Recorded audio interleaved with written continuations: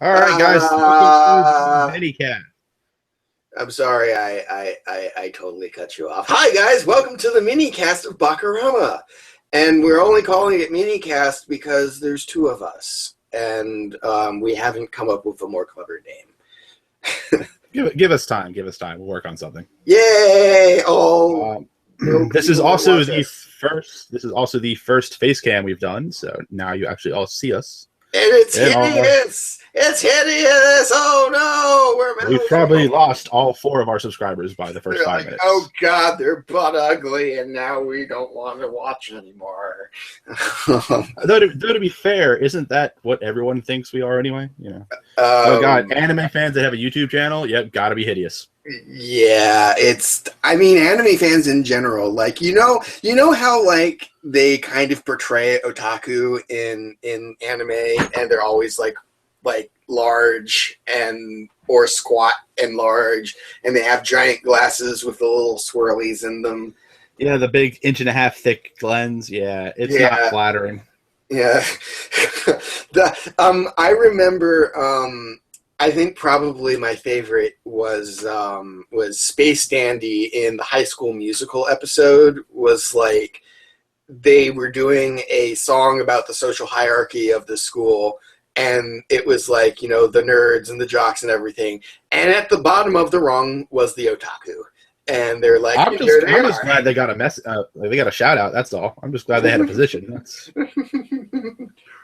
usually you just get jumped into some kind of like geek classical category. So we sort of kind of have a topic that we're going to talk about today. Trigger! We're going to talk about Trigger. Yeah, that wonderful, crazy studio that everyone seems to love, even though they've only have about a dozen shows. So, correct me if I'm wrong. So Trigger is a bunch of Gainax people, right? I believe so. I believe they were a bunch of offshoots for Gainax. Let me just double check. We have a wiki. We do have a wiki, or my anime list, or whatever. Yeah, that is also true. What if there was a Bakarama wiki? That would be pointless. In time. In time, there will be a Bakarama wiki. Yeah, one can only hope. We get big enough for a Bakarama. Hooray! Founded by former Gainax employees, or Gainax, sorry. Words. Gainax. Yep. I know. I don't know his name off the top of my head, but the guy who did Gurren Lagann and Panty and Stocking, he's one of their bigger like director dudes. I know. The 2 big names are Hiroyuki Imaishi, and Masahiko Otsuka.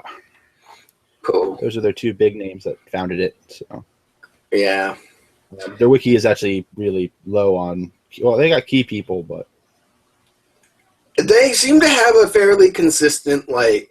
You'll notice that Trigger, especially in their character designs and animation style, it's like, it's different from anime to anime, but they do have a kind of consistent sort of look that they go for.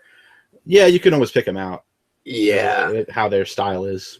Yeah, and from what I've seen of their work, their animation is fantastic. Like, they are definitely known for high-end animation. Like, you usually won't be disappointed in the animation quality of their shows. No, except if you don't like Inferno Cop or Ninja Slayer. Yeah, not a huge okay. fan. So here's the thing. So it's like there's everything that Trigger does, and then there's Inferno Cop and Ninja Slayer, and it's like only certain people like Inferno Cop, and then I think I might be me and like 2 of my friends are the only people in the world who like Ninja Slayer. I watched like 2 episodes of Ninja Slayer. It just wasn't for me. Not my type of thing. I really, really, really like Ninja Slayer. I haven't finished it yet because I don't have a Funimation account anymore. Sad day. I'm too lazy to just watch it with commercials on my computer. I want to watch it on my big screen. But Ninja Slayer is like It's Isn't that Ninja Slayer only like 6 minutes long per episode? they're no, they're more like 15. They're like 10 to 15 minutes long. Okay, yeah, I couldn't remember how long they were. I knew they were part of the short cast of shows that they have. Well, it's they're technically original net animation, Yeah. ONA, so they're shorter. Same thing with Inferno Cop. Inferno Cop was a net show. Right, I know there's also a classification to show nowadays that are short format, which are only between 6 minutes and 15-minute long episodes of shows that are coming out pretty regularly now. Those might just be ONAs. Now, it's a specific name for it. I just really can't think of what they are. But it's like, haven't you heard? My Name is Sakamoto-kun is only like a 15-minute show, and there's quite a few of them. Like Sekko Boys is only like a 15-minute show, but they're fully produced anime episodes, but they're only about 15 minutes long. I mean, so there's an actual format for it. I just don't know the correct term. Well, I mean, over here, like the Adult Swim, like 15-minute episode format does fairly well. If you like, I mean, look at Aqua Teen and like everything else that like Metalocalypse and all that. They're all 15-minute episodes, and they're the right length. Honestly, like, I don't think I could stand like a longer version of those shows. No, there's something to be said about short form content, like, and come to think of it, Little Witch Academia, both of those are like short films. I haven't seen the second one, but the first one I liked it like a decent bit. Yeah, I haven't actually seen that one yet, though. I think it was on my list of stuff I wanted to at least check out. Yeah. I thought Cameron said that he saw it, but maybe he didn't. Yeah, when I talked to him yesterday, he was like the only thing that he had seen was Inferno Cop or Inferno Kapu, if you want to be a weeb about it. Weebs, yeah. We made fun of weebs. Oh no! Heaven forgive us. Heaven forgive us. Really, I have very limited experience with Trigger. Really, I've only been watching 2 shows from them, even though I've seen bits and pieces of other stuff. The 2 shows that I'm familiar with are When Supernatural Battles Become Commonplace, which is actually pretty interesting. Mm-hmm. And then, of course, I'm watching the new series, Kiznaiver. Kiznaiver? Or whatever the hell. I think it's Kiznaiver. That seems to be how they pronounce it in the show.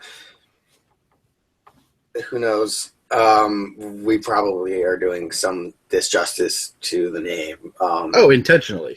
And absolutely intentionally, because that's what you get for making a show whose name is hard to pronounce in any language. Ha ha ha ha ha. Yeah, I can't imagine that it'd be much easier in Japanese. What the hell is I guess it's the kids. The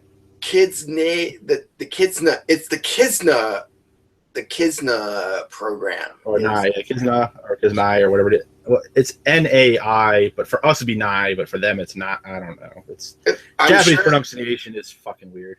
You know, interesting that you say that. I have actually been trying to learn how to read Japanese, and therefore pronounce Japanese. And so this is a little bit of a side tangent, but a friend of mine introduced me to something called WaniKani, which is a net app that teaches you how to learn kanji.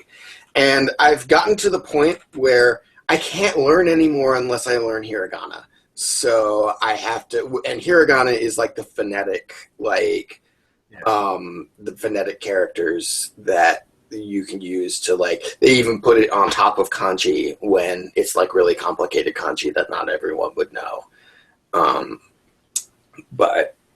So maybe someday I'll be able to kind of dissect, and this is something where Cameron actually might be able to help us, because maybe there's a Kidzna, maybe that means something in Japanese and we just don't know it.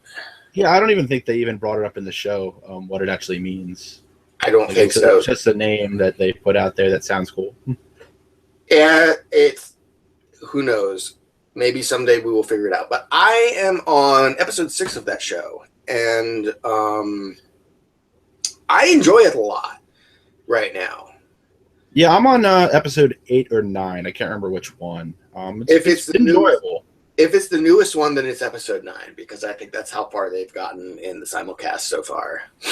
Yeah. It is really enjoyable. It's a little different. Like, I like that we haven't really.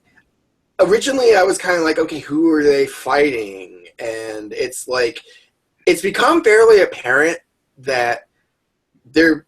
And maybe they've changed it in the next couple episodes, but it doesn't really seem like they're fighting anyone in particular. They're just kind of working through their own problems. There's some of that. There really isn't an enemy.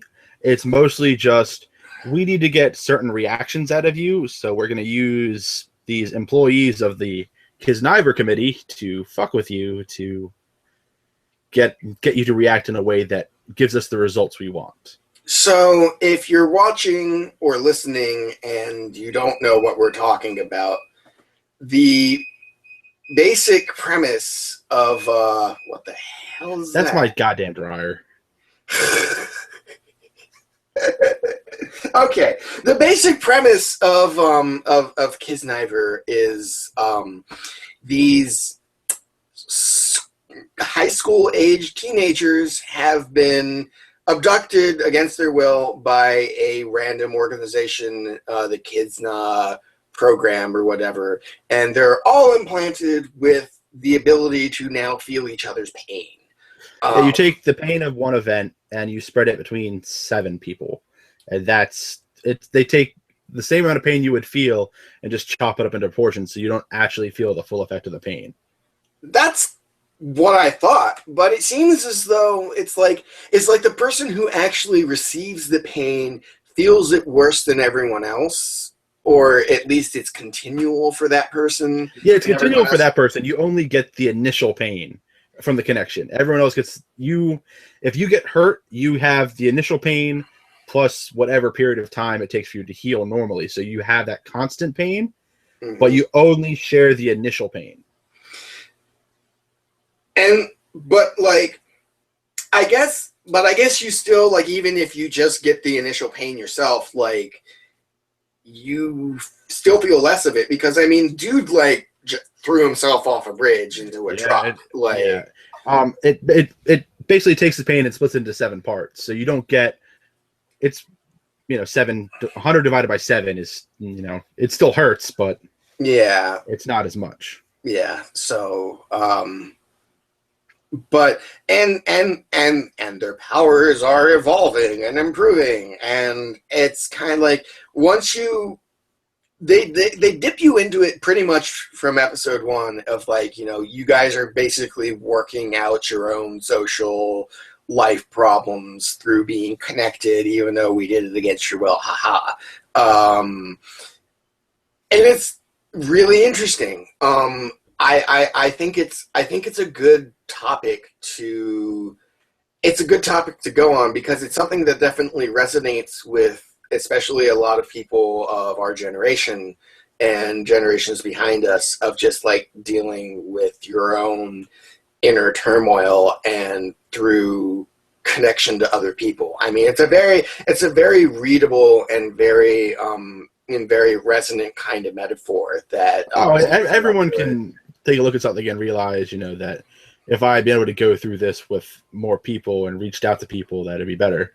Yeah. Like, it's a very share the load type of show, like, or story, where it's telling you that it's okay to have people to lean on and people to share your burden with, which seems to be a pretty big, point over there, is where a lot of shows try and show you don't have to take this all on your own. You can lean on someone. I think that's maybe a little bit to do with Japanese culture. I can't remember if it's like a stereotype or if it's like, I think suicide rates are pretty high in Japan. Yeah, they were up there. I don't remember what they are now, but they were pretty high. Yeah, they're pretty high, and it's not really it's not really like a it's not a stretch to say that Japanese society is very regimented and very I wouldn't. I struggle to say conformist, but it in some to some degree it is a little bit like it's tough. It's very, you have a place in this world, better fit into it. Yeah, and so it would make sense that that would be the kind of message that they would want to spread in their works of art and their and their pop culture. But of course, it's also something that really works over here too, because I mean, even though our societies aren't quite the same, there are certainly people here who like would rather they will deal with their problems on their own and sometimes through their own folly. I mean, we all know someone who certainly like has their issues, and it's just like trying to get them to like, just let us help you, or let us at least talk it out or something like that, So it's a cool thing. And Trigger shows, from what I have seen, and again, I've seen Kids Neighbors or Kids Neighbor, whatever. I've seen Kill la Kill all the way through several times actually, and I've seen Little Witch Academia, I've seen Inferno Cop, and I've seen a good amount of Ninja Slayer. So you would probably be our resident Trigger expert. That and that's not even something that I would not call myself an expert on Trigger or an expert on much of anything. But as far as having seen the most of, the most of, then yeah, I would say that a decent amount of Trigger stuff that I've seen, especially more like, I'm mostly just talking this show and Kill la Kill have had really interesting concepts behind them, and have kind of delved into social issues and other things, and of course that's something that a lot of media does all over the world. But to the degree, like, it's one thing, like, okay, here's a good example. I watched this like zombie stripper movie a really long time ago, and I know that bear with me, this is going somewhere. It was one of those going somewhere. Oh, it's absolutely going somewhere. So it's a zombie stripper movie, and it's one of those like weird B or C movies that like the acting's pretty horrible, the writing's pretty horrible. It's mostly just like it's softcore porn with a little bit of zombies thrown in. Sounds like the American dream to me. It does sound like the American dream, but it's like they kept.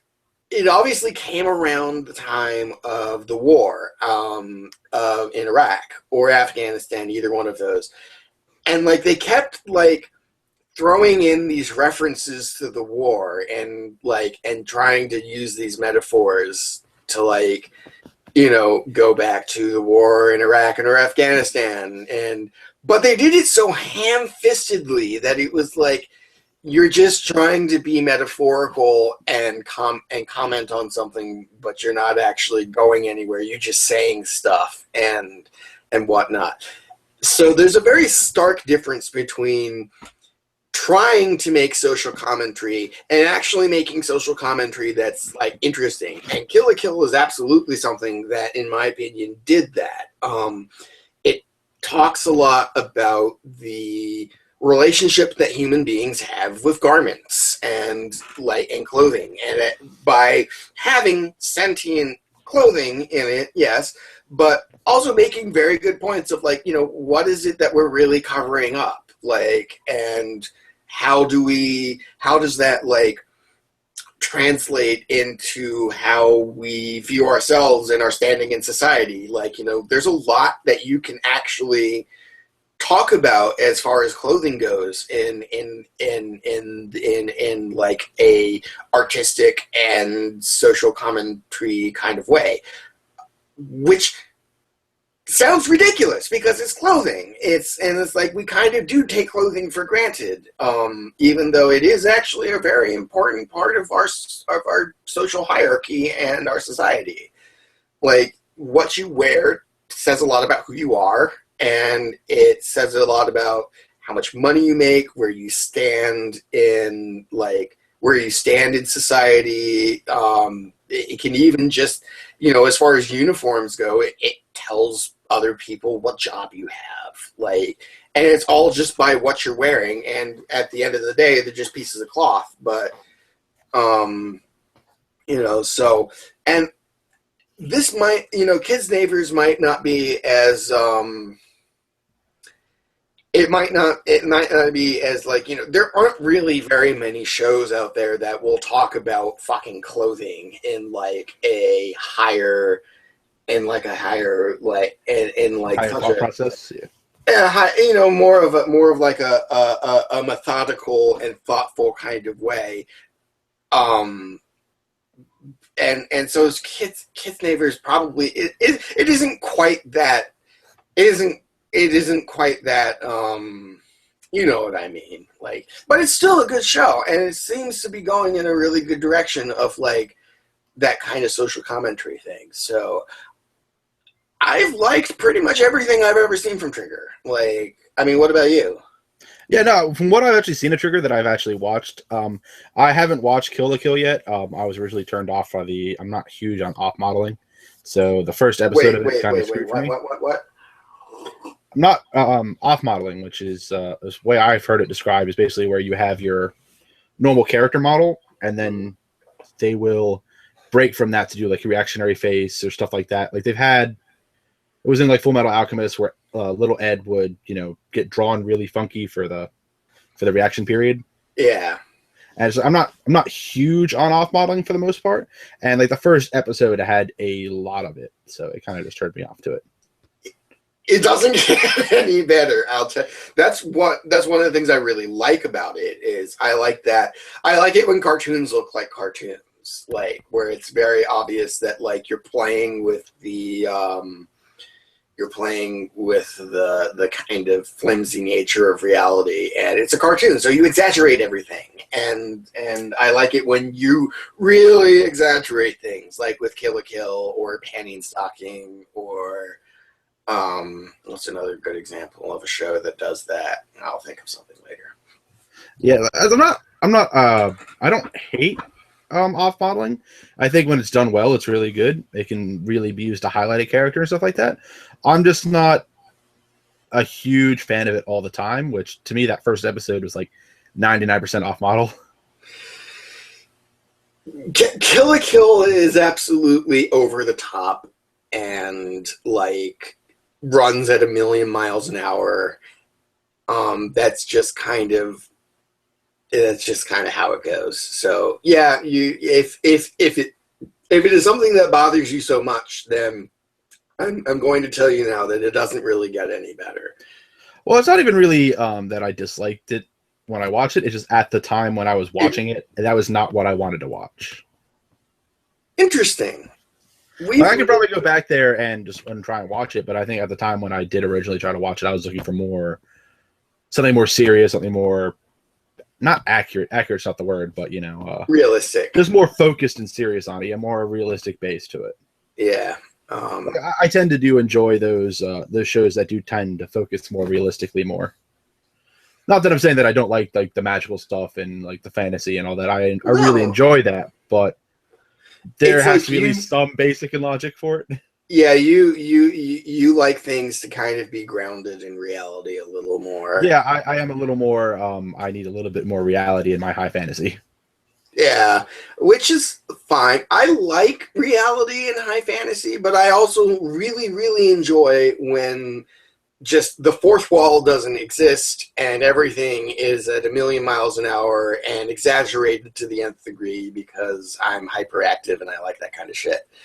I don't necessarily mind it, but like I said, I think at the time when I went to watch it, and you know what? That's perfectly fine. There's the Ano Hano thing was along the same lines where it just wasn't what we were wanting to watch at the time. Yeah, it's a very good slice of life dealing with your issues type of show, and it did it very well.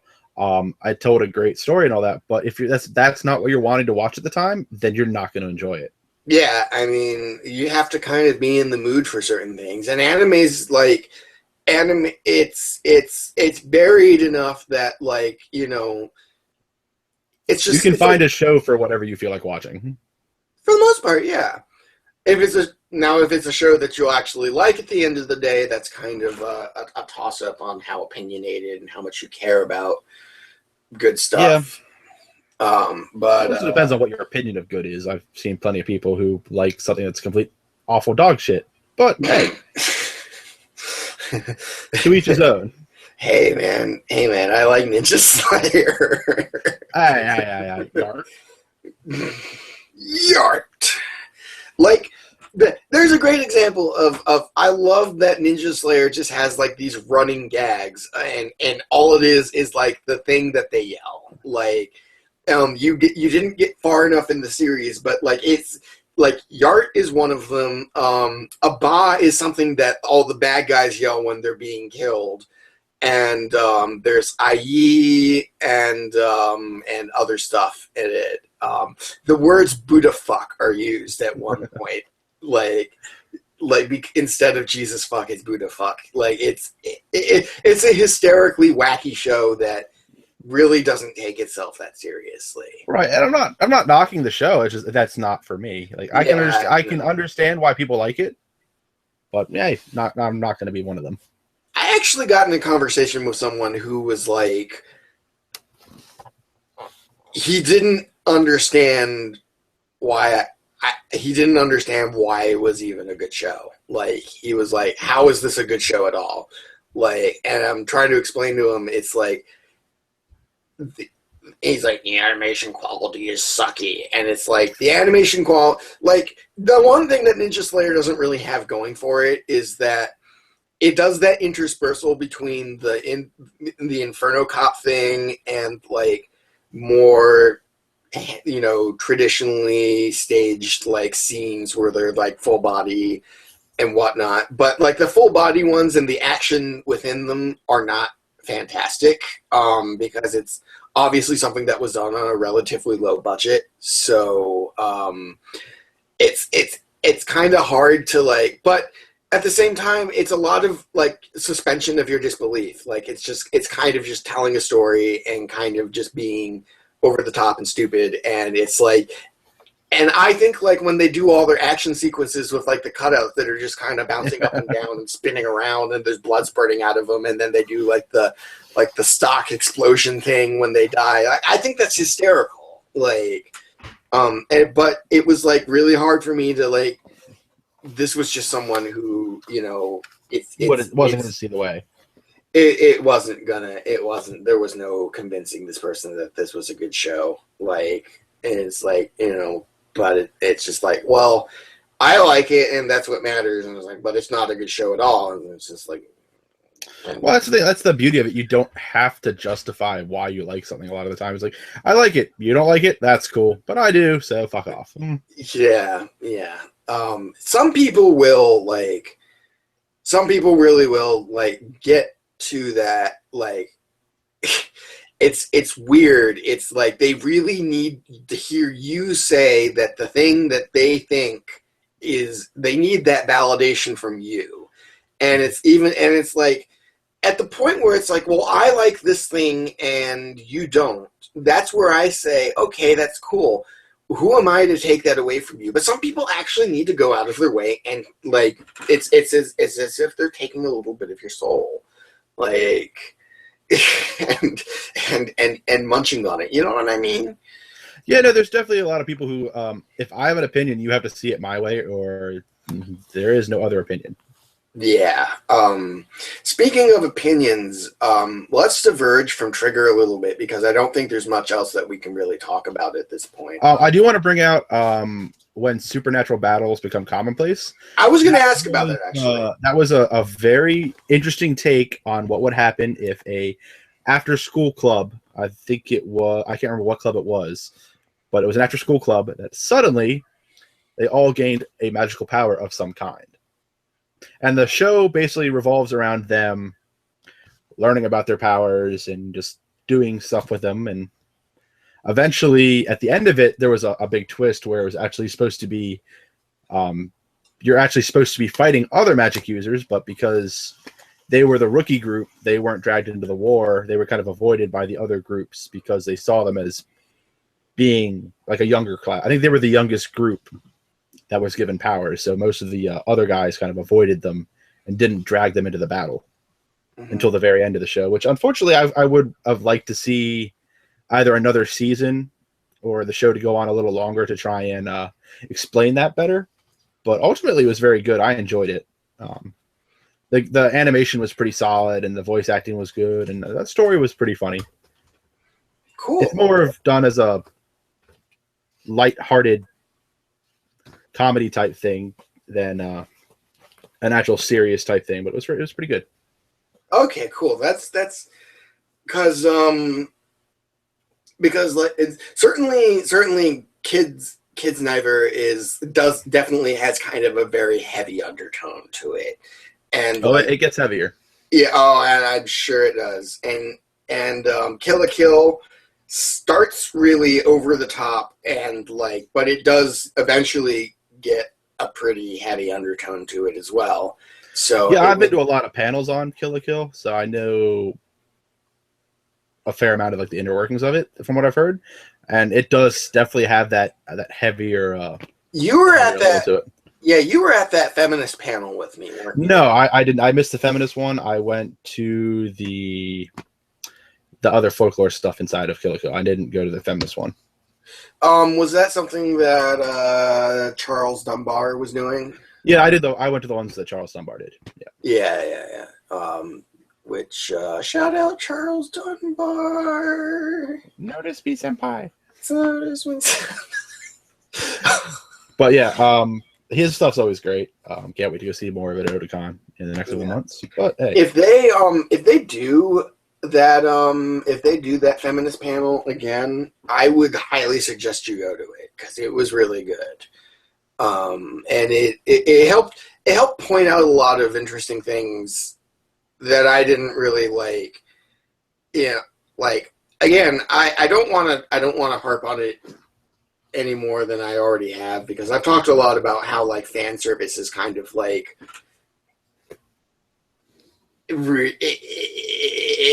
it's a tough thing to discuss and have a solid opinion on for me personally, just because of how I guess it kind of comes down to I'm a straight guy who likes the female form and enjoys looking at certain aspects of it, but I'm also someone who thinks that if it gets in the way of the plot, or if it's to be fair, that's all the plot. Yeah, it's the ecchi stuff, and it's that's all it is. And if it gets in the way of other people being able to enjoy something that's really cool just because it has this in it, it's a lot of other people who are not anime fans. I've talked to them, and it's this is one of the things that really turns me off from anime is the jiggling boobs and everything.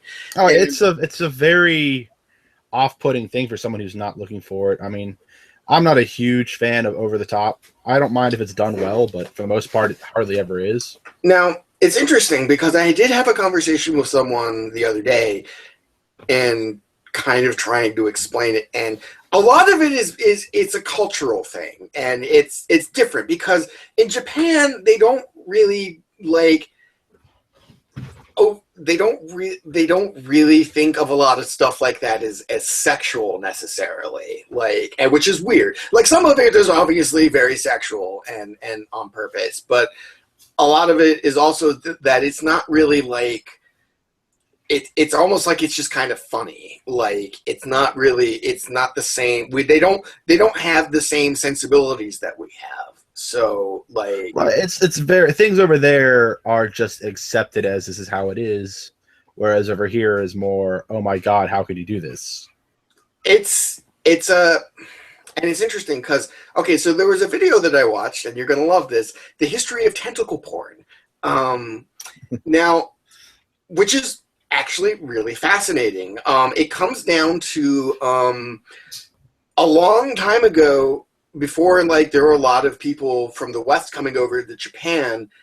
They get to Japan and Japanese people are walking around naked, men and women, like, and they're having baths together because they don't really think that that's something. That's not a bad thing or an immoral thing. It's not an immoral thing at all. It's just a thing that you do. And like a lot of them were like, "Hey, check out our porn scrolls." Like porn scrolls were something that like existed in Japan, and there were a lot of them. And like it was literally not that. It was not a taboo thing to like, "Hey, we're at dinner with guests. Check out my collection of porn." Like, so eventually the war comes by, and like, but before the war, it's like, you know, Japanese people are eventually, okay, now we need to be more sophisticated because we don't want to be seen as heathens. So we're going to start kind of not being naked all the time. Yeah, we're going to clothe ourselves, and you know. That's why when you go to like the bathhouses in Japan, they're male and female because, you know, and they've been like that for however long. And I won't really go into the actual history of tentacle porn because you can just watch the fucking video. But like, Japan has had a lot of influence from a lot of different cultures, but definitely from the West. And so this weird, like, it's like they're kind of sexually repressed, but they're also like a lot of their media like celebrates just kind of the human form and in a slightly sexual way, but it's not really sexual. It's kind of just like they think penises are funny as fuck. Like, oh yeah, definitely. And one thing people need to understand, anime is not made for us. Like, it's a second thought export. I'm gonna make this show for our area here, and they want to buy it over here. Cool. We'll ship it over, but it's not made for us. They don't really give a fuck what we want to see. I mean, there's certainly there was a lot of stuff in the 90s that, like, remember that 90s boom of like around like after Akira and around Ghost in the Shell and after Ghost in the Shell, where there was a lot of really dark stuff and that was really gritty and whatnot. Yeah, there was a little more of that, yeah. And there was a time where like they were kind of trying to pander to Western audiences a little bit, and there was certainly. Well, that was back when the dollar was a whole lot stronger than the yen, and they were making a whole lot more money selling it over here. Economics. Yeah, there was the part of the panel I went to last year, the death of the anime industry as we know it. They talked a lot about how U.S. economics actually pushed the majority of the anime we started getting over here because our dollar was so strong versus their yen.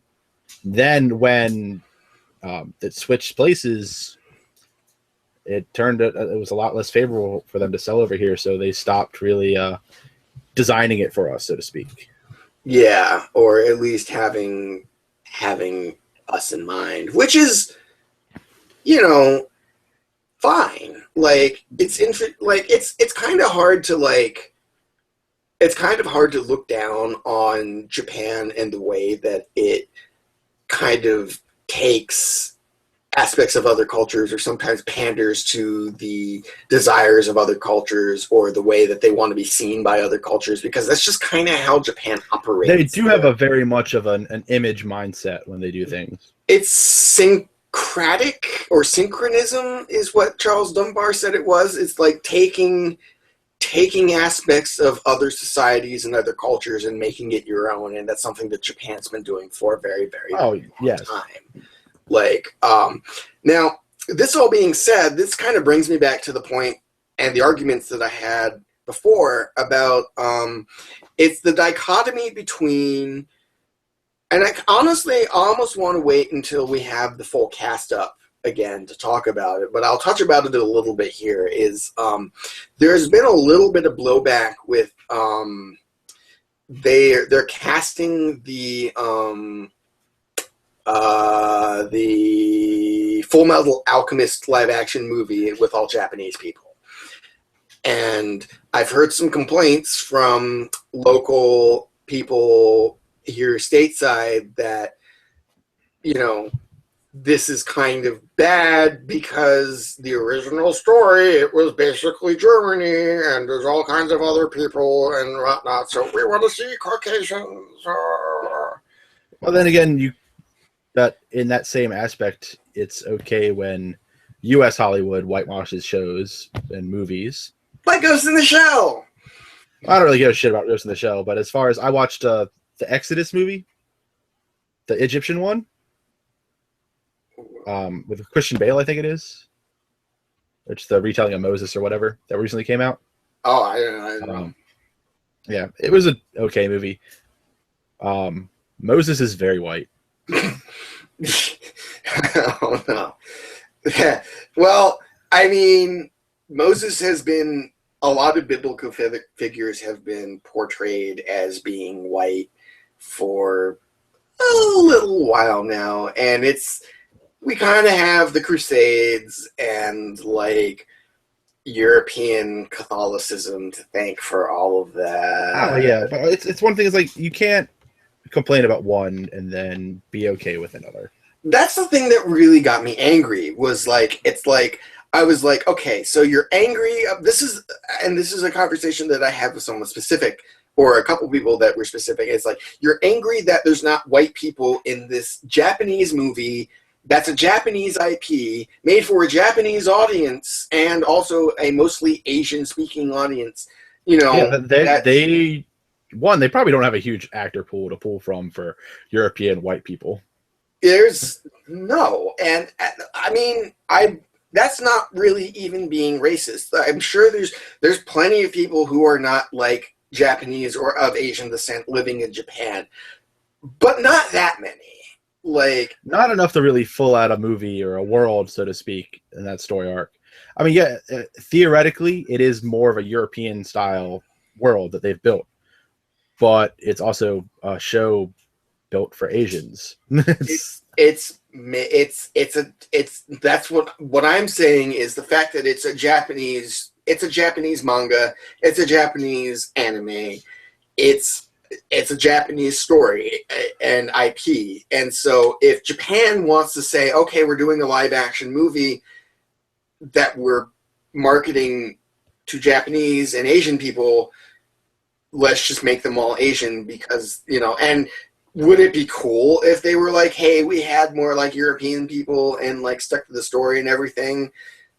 Yeah, but I can kind of see where they would not do something like that. Now, this being said, when it's an American studio making a movie out of a Japanese story that takes place in Japan with Japanese people, and they're making it for an international audience, and they make most of the people acting in it white, that's not even necessarily most of the main people, but most of the main cast. Yeah, most of the main cast is white, and I don't care that people make the argument that, like, you know, Motoko Kusanagi is technically a cyborg, so she could look like whatever. That's fine. That's fair. That's an argument, but that's not why they made her white. They made her white because it's it's Scarlett Johansson, and she's sexy, and they want to have a white person that will make white people go see the movie. And it's like, my argument, the argument that I think the movie's gonna suck regardless. But you know what? The only reason that I will go see that movie is because Beat Takashi is going to be in it, and I want to see Beat Takashi do something. And I hope. I mean, I'll go and watch it. But it's gonna be garbage. It's probably going to be fucking garbage. Like, I don't have any faith in American screenwriters to be able to pull that off. Because even if Scarlett Johansson has the greatest acting chops in the world, which she doesn't, you can't defeat bad writing. I don't care how great your acting is. I mean, in all honesty, I'm going to throw out an unpopular opinion here. Look at Anakin Skywalker in the first 3 movies. Hayden Christensen is actually a really, really good actor, but his writing and the direction were so shit that they tanked his character. Fair enough. He's actually a very good actor. I can believe that. When you can't fix the script and you aren't allowed to change anything, they're basically sinking your ship and handing you a cup to bail yourself out with. Yeah, it's writing. Writing is everything, and Ghost in the Shell on its just even in the anime is like, It's pretty convoluted as fuck. oh god, it's nice and convoluted. It's heavy. It's like It's great. It's everything we want in an animated movie with adult themes and all that, with topics and all that. I do not think your average American family is going to go watch this movie and understand a goddamn thing if you don't dumb it down. you know what the funny thing is about Ghost in the Shell? They complain that Standalone Complex dumbed down Ghost in the Shell and focused more on action, and it's like. In all honesty, it's been so long since I've seen Standalone Complex. I'm looking at the box set now. I need to rewatch it, but it's been so long since I've actually seen it. I can't really disprove that fact. I mean, it definitely was a more action-heavy series from what I remember, but I don't necessarily think it dumbed it down too much. It's got action in it, and it certainly does focus a little bit on action because it's a television series. It's not a movie. Are you taking a I think it's what the first season was 13 episodes for Ghost in the Shell Standalone Complex? No, the first season. It's I think it's 26 actually. All right. So you take a 26 episode series versus an hour and a half movie. Yeah, it's like you need majority of that hour and a half to have the dialogue, the storytelling, the complex thought, all of that. You don't have time for a lot of action. Yeah, and so let me put it to you. Let me put it in perspective to you.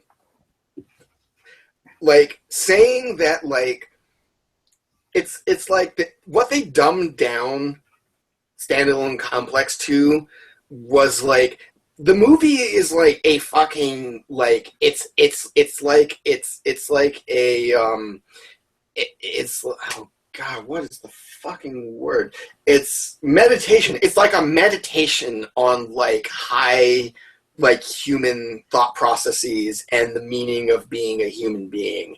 And it's like perfectly spaced out to kind of like be very reflective and very methodical. So when you're dumbing down from that, like, yeah, Standalone Complex was not so much of like you're not watching a meditation on screen. It does have a little more action in it, but goddamn, is it still convoluted? Like it's a political thriller. It's all about like these different like organizations within the police force and within the government, like clashing with each other, and a lot of the drama is like the bureaucracy behind it. It's like, well, it's like a task force within the police force that's acting out of accordance with like what it should be doing and doing some shady shit, but you can't get at them because they're being backed by these people and these people and these people. And there's action. There is a good bit of action in Standalone Complex, but there is also a lot of fucking talking. And like, so well, I wonder if their main complaint is the fact that it seems like they dumbed it down or watered it down because it's spread out over 26 episodes versus jam-packed into one. This was just something that I don't even remember where I heard it or where I read it. I think it might have even been on Wikipedia, like, of just like, there was like a general complaint from some people that like it wasn't as thought-provoking as the original movie was. And it's just like, I hate that argument because it's recapturing lightning in a bottle. It's almost impossible to happen. Look at Psycho-Pass season 1 and Psycho-Pass season 2. Season 2 was nowhere near as good as season 1. No, it wasn't. You're right. It was still pretty good, though. I enjoyed it, but they really tried to recreate another evil villain, and ultimately, like, his plot could have been unraveled at any point, or he could have done it better in a one simple move rather than dragging it out for the whole show. Yeah. Like, I enjoyed the second season. I'm not knocking it, but it was not season 1. No, and it's you can't make a 26 episode series that is like basically the same thing as the movie was, like, and that's that's just not going to work. Like, God, I honestly like Standalone Complex almost like better than the original movie, just because I like the story and I like the character portrayals, and you get a lot more time to really dig into these characters and get to know them very well. Like, you Yeah, definitely. I really enjoyed my time with Standalone Complex. I haven't seen the second season. I only own the first. Yeah, I've tried to find the second season, but it's expensive as fuck. It's relatively expensive. Last time I checked, it was like 100 something. Oh Jesus, really? Yeah. That's not even like I saw it for like 30, like 25 to 30 on Amazon. I was looking on Amazon. It's definitely not 25 to 30, or else I own it. Where were you? Which one were you looking at? Because there's a number of them. It's been a while since I've looked for it. But, yeah. Like I have the you have like the really nice like. Yeah, I have the nice metal box set. Yeah, I think I was looking for Blu-ray though. I think it's like Anime Classics or something like that, and it's just like the big DVD box. Yeah. I could go pull it up, but I don't really feel like it. Yeah. Yeah, and the second Standalone Complex series was also really good. I don't like it as much as the first, but I think that like it held up really, really well. Like they made an interesting villain and a number of interesting villains, and they made like kind of the same themes running through it, like, and continuations of themes that they touched on in the first one. Like, so this all being said, going back to the original point, I don't think the American movie is going to, because you know what they're doing. Like it's a big name studio. Is it Warner Brothers or is it Paramount? Probably. I think it's Paramount. I think it's Paramount actually. It's like, it's a Hollywood movie. They're making it for an international audience, so it's not going to be very thought-provoking, and No. it's going to be a lot of action and like, oh, it's cool. They can go onto the net and hack each other. Woohoo! And it's like, which is really cool, but there's a lot more to, it's like, okay, you can hack into someone else's brain and you can control them and then make them not remember anything about themselves. That's really cool. But what else can you do with that? And that's what's really cool about Ghost in the Shell is it dives down that rabbit hole of like, where can it? That was my one issue with Arise that we had that from when we watched it is like, okay, so this Firestarter virus, it takes over a person, and then that person is basically dead. There was so much mass death in that series for no reason. Just like, the one episode, I think it's episode 1 of the TV series, but like OVA 4 or 5, where all of a sudden all these strike force members who are standing in front get hacked, turn their guns on the civilians, they just kill 100 people, and like the entire strike force is now dead. Yeah, it's tough, and that's a complaint. Like, well, not really a complaint. It's just they just kill off everyone with no like remorse, so they don't even think about it. It's just like, oh yeah, Frank's dead. Fuck Frank. Well, and it's like, there's like no what's the word for it? There's like no impact to it. Like where they look at it and they see this horrible thing where it's like, we just lost half our goddamn police force. Fuck, better send the temp agency a notice. We need more. Yeah, you bring up a good point, because the movie absolutely like solidifies that, like, that one dude, it's like, but I totally remember having a family and like a wife and kids. It's like, no, you had like maybe a dog, like, yeah, and you lived in this crapped out apartment, and it's like, am I ever going to be able to get my old life back? It's like, no, we don't have the technology. That's heavy fucking shit, and like, you absolutely feel like you're like, ooh, like, that stings. So the general who is up for war crimes in Arise, he has all these memories of, having an honorable campaign and like being an honorable soldier, and then it turns out that what happened was he was a piece of shit. Yeah, he was a piece of shit, and he slaughtered a bunch of people. Like, but didn't he like not really do that either? Like, he thought that he was seeing something else,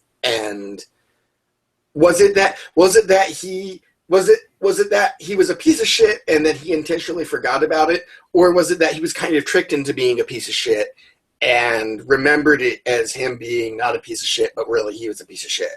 Yeah, I honestly don't remember. I need to rewatch that. Remember. I think it was portrayed that. Well, what it was reported was that he killed them all, all the civilians in the shelter. But what turns out was, I believe they were actually attacked. It was an ambush, but it was only reported that there were civilians there. So I think it was kind of a setup on it. I don't remember. I don't remember either. I have a hard time keeping track of Arise because it's also pretty complicated, but it's also like it just wasn't as good. We've talked about. I actually really like The Rise. I mean, I like The Rise. Right? It was okay. It hit my Ghost in the Shell nerve that I had not felt in a while, so it worked as a sequel or a prequel technically. It's okay. Like it's pretty good. And I think that the movie made it. I think the movie definitely wrapped up a lot of everything that we needed it to wrap up. But I just don't like it as much as I like everything else Ghost in the Shell. Yeah, I'm actually really annoyed. I bought the movie. Funimation shipped it out, and they just sent me an email the other day saying, "Hey, yeah, we got our DVD back, so here's a refund." I'm like, what? What do you mean you got your DVD back? Apparently, it just got lost in the system and just bounced around and finally just returned back there. It's like, okay, that's fucking weird. I wonder if it like arrived and I wasn't home or something, and they shipped it back to like the holding warehouse and they left the card, but I never got the card. Like, hey, pick up your shit. And they just after I think policy is for like FedEx and stuff like that.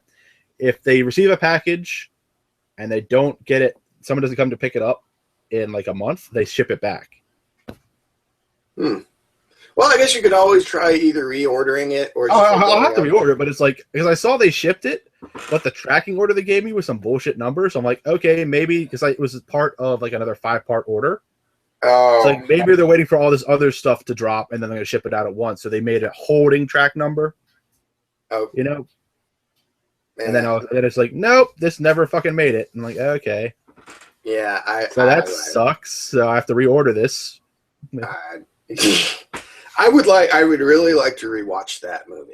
Like I thought it was really good, and it would be, because I've rewatched Arise several times now. Like, yeah, I've watched at least once the OVAs, once the TV series, and then we went and saw the movie in theaters, which, oh my god, in theaters was great. Oh god, it was really great in theaters. It was definitely worth it. Like, we were like, there was like maybe 20 people in that theater. If that. I really was really happy that Funimation started doing that movie night stuff. Once a month for the last 5 months, they've been putting out a movie. They've since stopped. Like, there hasn't been a new one out this month. But the last two were by Project Ito, which was the Corpse Empire or Empire of Corpses, and what was it? Harmony, which are both by Project Ito. I didn't see Harmony because I had to work, but Empire of Corpses was actually pretty good. Yeah, you've been going. Isn't that like down to the Charles and Baltimore? The Charles has been doing an anime night, but honestly, most of the selection was pretty bad. I went in May. They did the month of Ghibli. Oh, so wow. They showed like 4 or 5 Ghibli movies. Nice. So are there any Ghibli movies that you haven't seen yet? A lot of them. Wow. I have not seen a lot of them. I recently just bought that Miyazaki Memorial Collector's Pack. So I have 11 of them that I haven't watched. There's a Miyazaki Memorial Collector's Pack. I think it's maybe. Let me just look it up real quick. It was on Amazon, and I bought it for like $170, which came out to $11 a Blu-ray. Wow. So it's a Blu-ray set. Yeah, it's a Blu-ray set of 11 movies, including Castle Caligula or whatever it is, the Lupin movie. Yeah. Sorry, Amazon on my phone. You're off a computer in front of you. I don't want to fuck with it. The collected works of Hayao Miyazaki. Hayao Miyazaki. Yep, $179 on Amazon. Jesus. It works out to about $11 a Blu-ray. Okay. Yeah. Yeah, I was actually talking with one of the same friends about Porco Rosso is, I think, one of his more underrated, like, films that he's done. And which is kind of a stretch to say, because if you talk to people who are into Miyazaki movies, you know, it's like Porco Rosso, oh yeah, Porco Rosso's great! Like, you know. Is that the ones with the raccoons flying by their nutsacks? No, that's actually not a Miyazaki movie, but it is a Ghibli film, or a Ghibli film. I forgot what it was called, but I have seen that, and that's about Paulo or something like that. Yeah. It's about tanukis, and that was actually something in Japanese folklore. Tanukis have giant nut sacks that have magic powers. But it was that was. I liked it when I saw it, and this was a while ago. Unfortunately, it's not letting me look at what it fucking comes with because it's on the mobile app, and the mobile app is bullshit. Well, don't you have it? Like, I do, but it's across the hall. I'm looking at it. I have to pick the laptop off my lap and climb over all this shit to get to it. It'll break. Whatever. Yeah, whatever. But yeah, it's a lot. It's a lot of the good ones. Like I think it's got Princess Mononoke, Nausicaa of the Wind, My Neighbor Totoro, all the ones that he did, the 11 that he did. It's all in okay. Format. That's awesome. Is that it doesn't have Disney stuff on it because I actually haven't opened it up at all, so it's still in collector's wrapping and all that. It actually came with an art book as well. Ooh. Yeah. I need to go to your house and like look at shit in your house, like that particular art book. Yeah. I believe it came with an art book. Yep, that's what the description said it would. So, like I said, it's still in wrapping, so I haven't opened it up. Yeah, I still have I haven't unwrapped Paprika. I got Paprika a while ago. Around Christmas time, and I just been waiting for the right person to watch it with. Yeah, like the Cowboy Bebop, like $200 something collector's edition came with an art book, and I really wanted that, but like, you know, I can't justify $200 for Cowboy Bebop. I love the show. I have the Blu-ray collection. I have the Blu-ray box set, but. And the Blu-ray box set's pretty cheap now. Like you can get it. Yeah, no, I got it for like $40, I think. Yeah, I think $40 is around where I've seen it at. Like, yeah. And it's a great fucking series. Like, definitely is. The movie I was a little disappointed in, but I think everyone was a little disappointed in the movie. And it's not to say that the movie was bad from what I remember, but like, no, actually, the movie for itself was good. It's just it's not a Cowboy Bebop movie because it didn't have the goddamn jazz. No, it did. I'm sorry. No, it didn't. Like it had no jazz in it. Like you built up an entire franchise based around one musical genre, and then you don't have it in the goddamn movie. The hell are you, a cretin? Not entirely true. It was okay. Jazz was. They might have had like one song.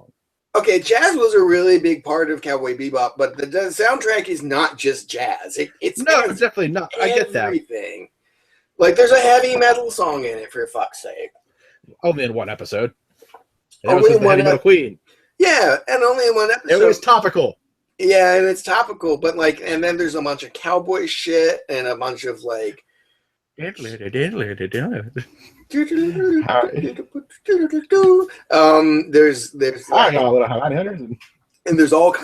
all kinds of blues in it, and there's all kinds of. But I mean, to be fair, like the blues and jazz kind of go hand in hand. They're different, but in my mind, in my Caucasian middle-aged man's mind, blues and jazz come from the same root. Probably not correct, but I also don't care. No, I also don't care. I guess No, no, they really don't. But fair enough. Like they're kind of I there is a certain je ne sais quoi. There's a certain connection that they seem to have, at least in some people's minds, that I can understand. That's what I'm going with. Yeah, yeah. They're connected. I understand they're not the same. I understand Yeah. they're not from the same basis, but they have a connection in my mind that they play off each other. Mm-hmm. So, but if that makes any more sense, it makes enough sense. It doesn't have to make a hell of a lot of sense. It's fine. This is Bakarama, after all. Like, my tastes are illogical. So what else? I'm under no obligation to make sense to you. I like that meme too. That's a good meme. So what else have you been watching? I've been watching a lot of stuff. RE0, starting a life over was nothing, is actually really a really interesting take on the I've been transported to a magical world. That I am a normal, neat student who is suddenly transported to a magical world, and I have to fit in. It's a very interesting. I like how they did it. It's similar but different. To what? So to speak. To like all your other type of shows like that. I think they did it well how they're doing it.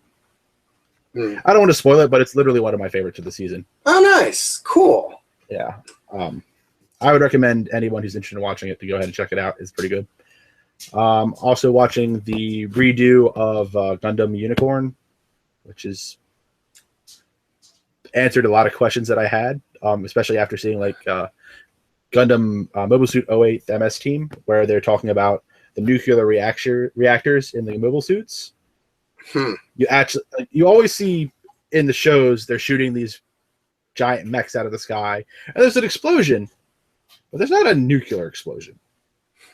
Well, there was. You actually watch a mobile suit go critical, and it's big. Oh wow!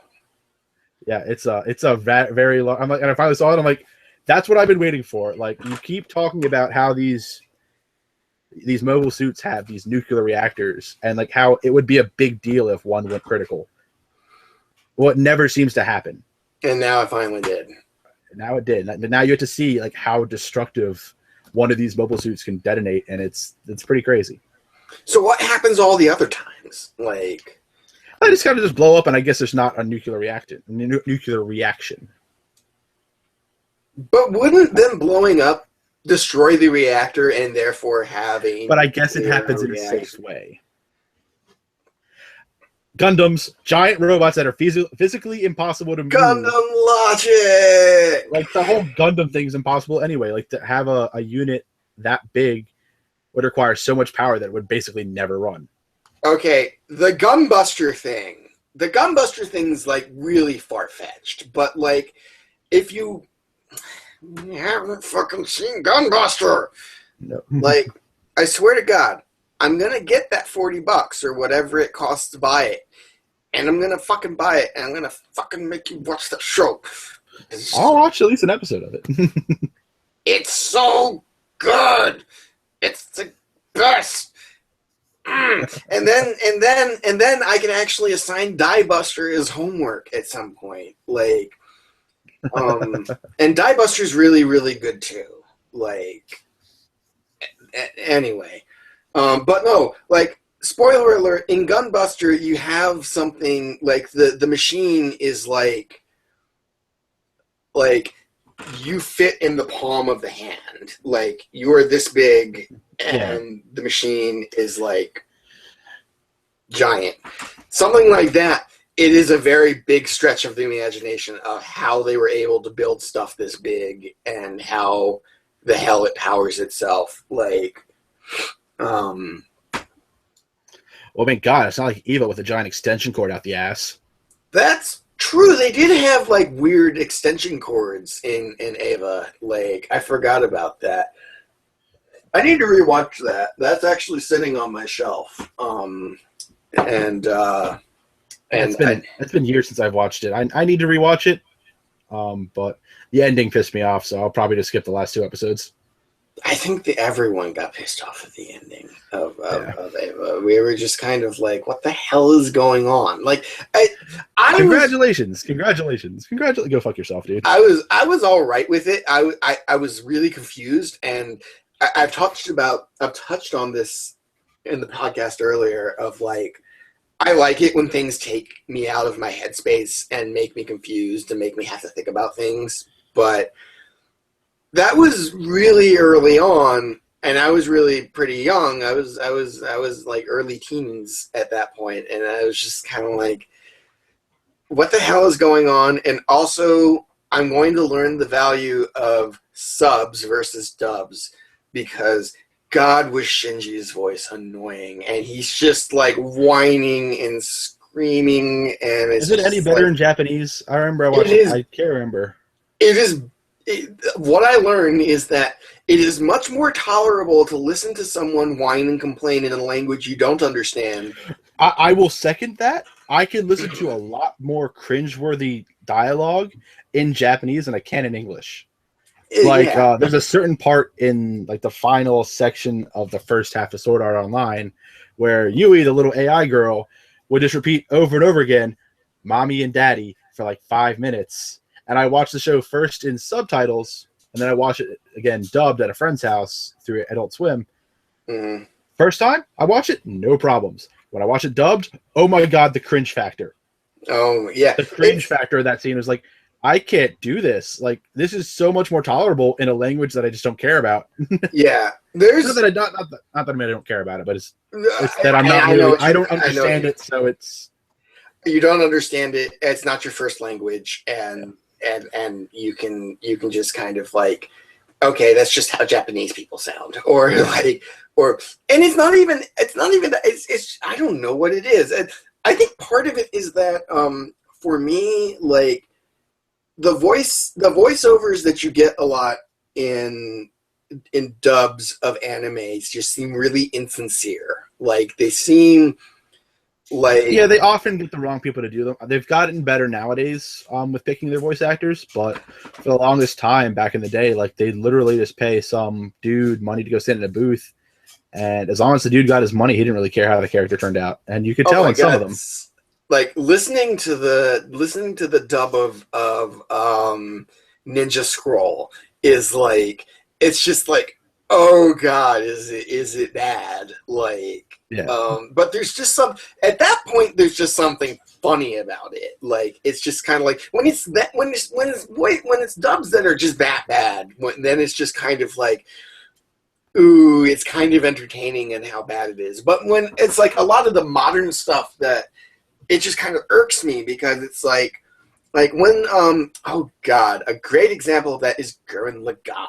Like they made Kamina sound like such a fucking like, god, he just sounds like such a douchey, like lame kind of person. Like Kamina sounds like a badass in Japanese, in the Japanese version. Like, and which he is. He's a cool fucking badass. But it's just like, I will never die. it's like, aim for the top, little bro, or something like that. And it's just like, oh my god, no. Like, what have you done?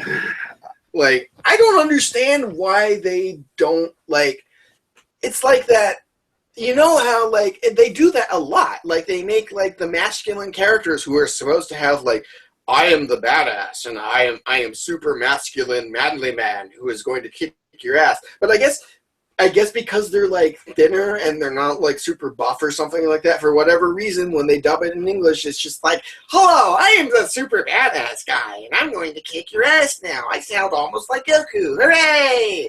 Well, I think a lot of it is because it's such a smaller audience that they're really appealing to. They don't have a huge budget for voice actors, so they pretty much got to get whoever the hell they can.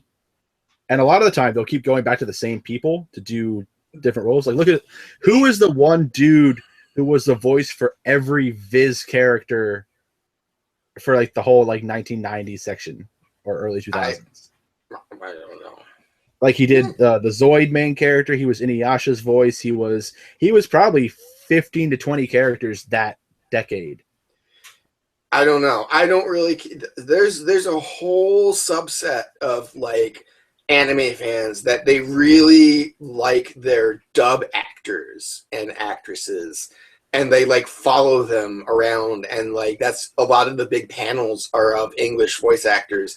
And it's really, I hate that so much. It's not that I hate it. It's just that I don't really get into it because I mostly watch things in subs, and Yeah. I just don't really care. Hate's a strong word. I just like when those panels take up space that could be done for other panels. Yeah. Because most of the time, like if you actually look at like the dub people that they're giving panels to, most of them aren't that good. Like, you really should have been recast. But because they're popular, they get work.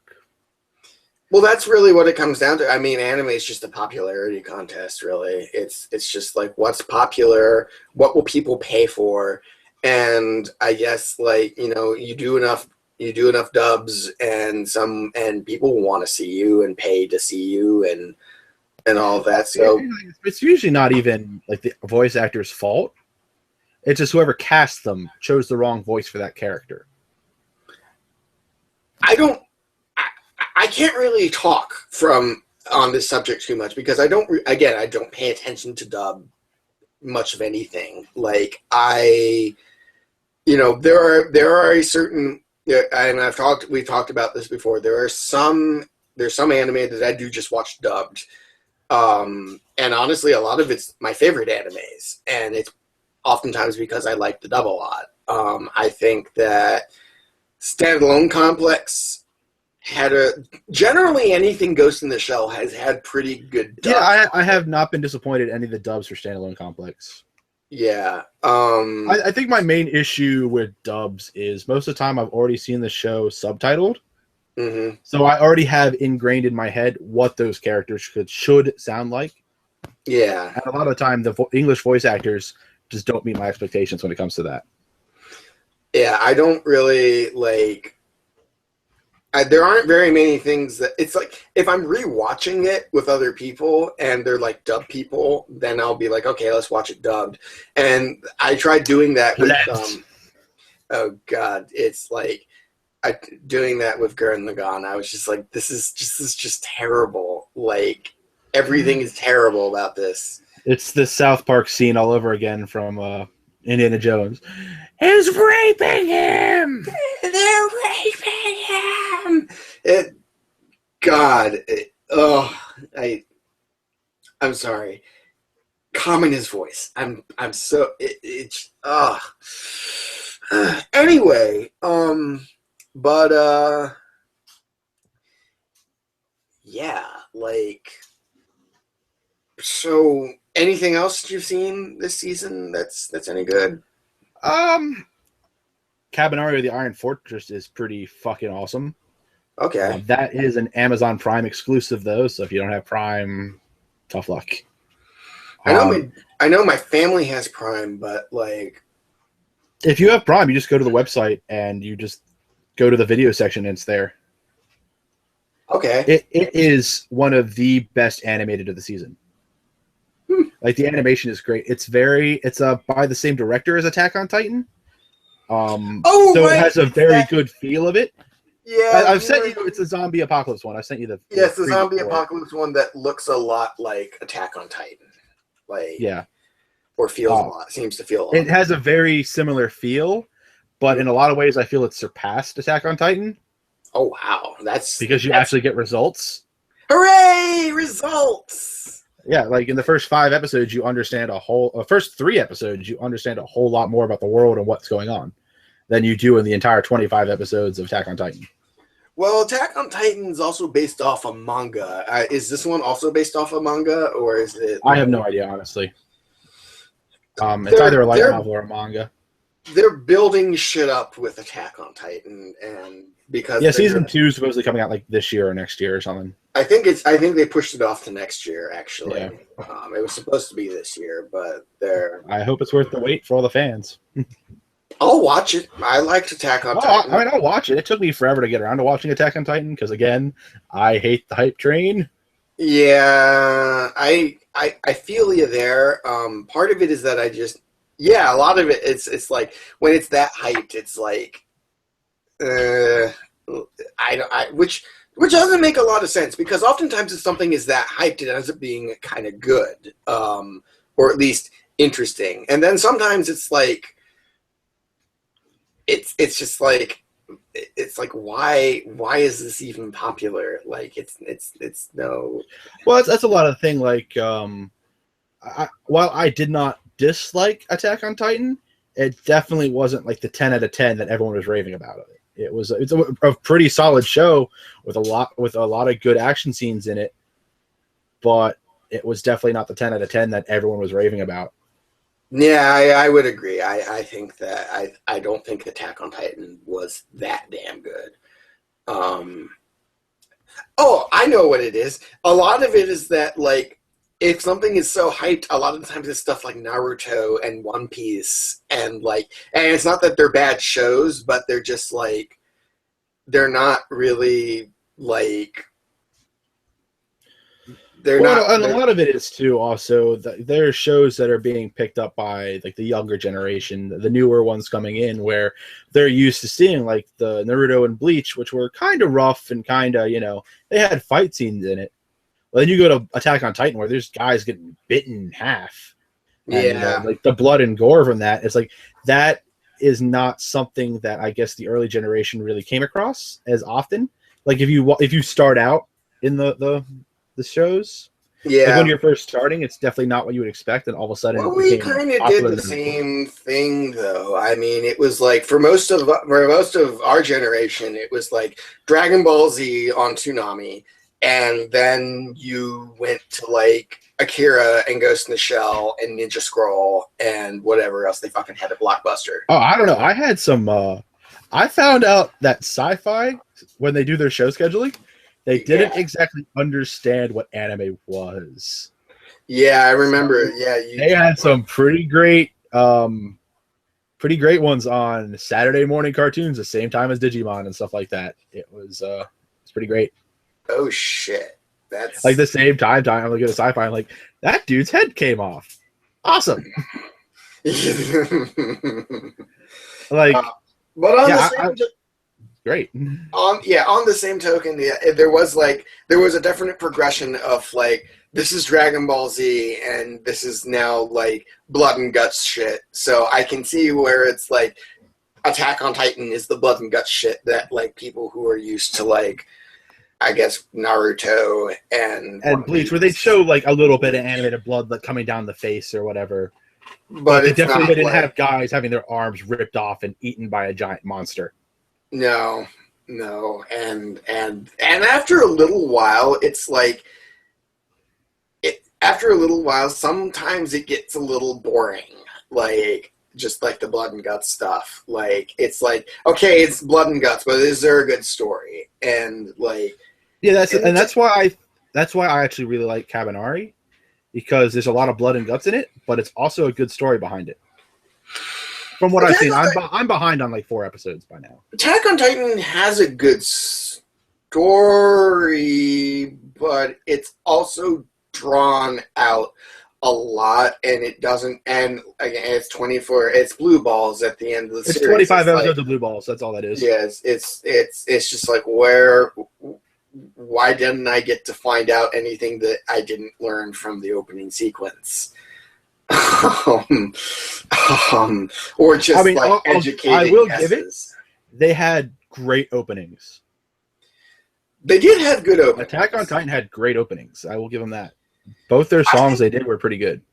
I think you put a lot of emphasis on openings with I do. I, which is fine, but I certainly don't like.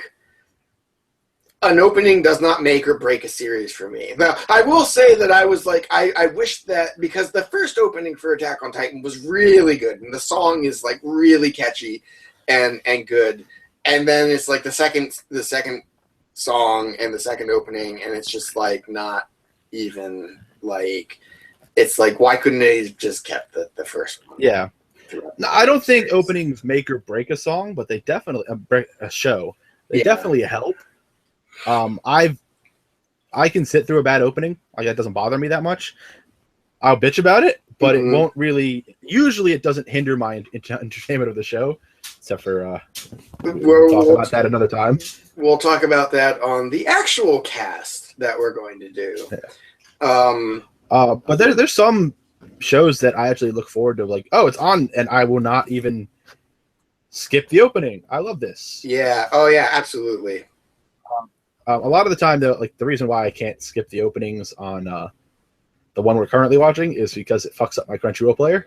Yeah. Yeah. Crunchyroll has issues with with its players sometimes. Even